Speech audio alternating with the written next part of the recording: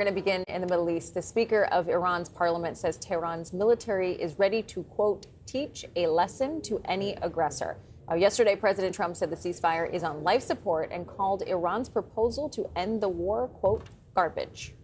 Iran cannot have a nuclear weapon, and they won't have a nuclear weapon, and they didn't want to go that far. If you can believe it, they didn't. How stupid. Are they stupid people? They didn't want to believe it. They think that, well, I'll get tired of this, or I'll get bored, or I'll have some pressure. But there's no pressure. There's no pressure at all. CBS News Chief White House correspondent Nancy Courtney joins us now. So, Nancy, you hopped on the phone with the president yesterday. What was his tone? What did he tell you? Kelly, he was extremely unhappy with the latest peace proposal from Iran that he got over the weekend. He described it as a bad proposal, badly written, badly delivered. He said that they weren't willing to make enough concessions when it comes to their nuclear program, and so he rejected it outright. And so the state of negotiations is very fragile right now. He went on to say that the ceasefire is on life support, and with gas prices now 50% higher than they were before the war, he told me that he is all in favor of suspending the federal gas tax, which is that 18-cent per gallon tax that we've all been paying. It has not changed since 1993. It goes to fund the Highway Trust Fund to repair roads, construct roads, and he is in support of pausing it for the first time ever. Former President Joe Biden proposed something similar the last time gas prices were this high, back in 2022, but at that time, Republicans were opposed, although it appears that that is changing this time.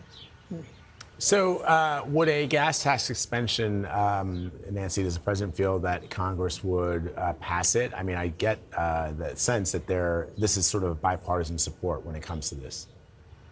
Yeah, well, it was really interesting, Vlad. Within hours of the president making it clear that he was in favor of suspending the gas tax, you had multiple House and Senate Republicans racing to introduce legislation that would pause the gas tax for 3 months with another option to extend it for an extra 3 months. So definitely there are Republicans who are on board, and they say a vote could come as early as next week. But the politics are a little scrambled on this issue. You have other Republicans who say, look, the Highway Trust Fund doesn't have enough money as it is. It's going to run out of funds in 2028. Why would we want to do this and play around with something as important as road repairs, road construction, something that every driver relies on?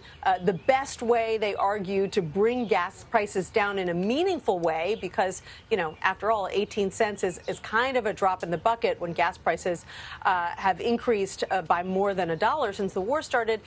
But also, they say that this could be kind of a Band-Aid, a panacea, when the real goal here is to get the Strait of Hormuz reopened so that oil prices and therefore gas prices can come down more precipitously. Yeah, I think that's a really good point. It's not going to get it down under $3 a gallon, but perhaps does send a message to voters, you know, hey, we hear your pain ahead of the midterm elections. I do want to switch gears to China. The president, of course, is heading there to meet with his counterpart, Xi Jinping. I mean, this has been a long time coming, since back when you and I were talking about the tariffs and the trade war. What leverage does the president have here, if anything?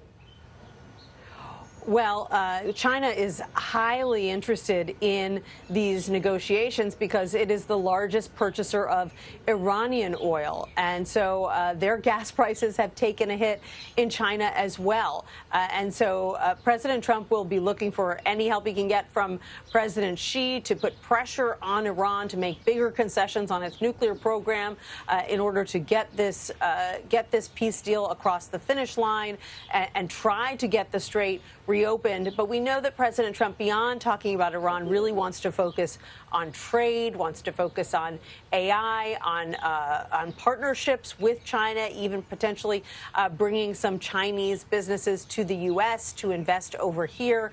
And we know that President Xi is going to be rolling out the red carpet for President Trump, knowing that that is something that the president really likes when he is traveling overseas. All right, Nancy, really appreciate it. You got it. All right, for more on the situation with Iran, we're joined by CBS News Middle East contributor Courtney Kealy, who's in Washington for us this morning. So, Courtney, does China have the ability to apply pressure on Iran to make a deal with the U.S.? Well, China has already kind of involved itself diplomatically. We saw just 6 days ago that the Iranian foreign minister went to Beijing, met with his counterpart, who's not only the foreign minister, but is also part of the Communist Party Politburo. What was on the table was U.S.-Iran negotiations, among other things. Iran really does work with China not only on oil supplies, but on trade as well. And, you know, we were talking about this ceasefire stalemate, right? That it's on life support, right? That's what he said. What do we know about the current state of negotiation and what the sticking points are between the U.S. and Iran? I would say it's on life support. I would say that there's no recognition on either side that they're ready to give in on anything, because what Iran wants is they want sovereignty over the Strait of Hormuz. They want lifting of sanctions, and they also want reparations for this war, straight out of the gate. If they don't get that, they're not ready to talk, and that's not something the U.S. is ready to talk about. So it's really two sides on either side not speaking and saying the same thing over and over again, which is the U.S. wants this nuclear program deactivated, so to speak, the highly enriched uranium taken out of the country, blended down, and Iran won't talk until they start the conversation with sanctions. So what is Iran? I mean, part of what we were told by the Secretary of Defense and the president is in the early days of this war, the United States had obliterated Iran's missile defense capabilities. They had destroyed their navy. Is Iran ready to fight if these talks collapse? I mean, and if so, how would they fight? It's really important to note that both the U.S. president and the Israeli prime minister, in separate interviews, including 60 Minutes, said that they're willing to go back to war if necessary. And this Iranian regime that's now in place is hardened. It's the Iranian Revolutionary Guard, and they go back to the Iran-Iraq War, which was a long, bloody war that they were all part of, including the new supreme leader, Mojtaba Khamenei, who's taken his father's place. He went to war at 17, and he has all the relationships with the Iranian Revolutionary Guard that are calling the shots now instead of the clerics. So you have trained operatives both inside and outside of the country.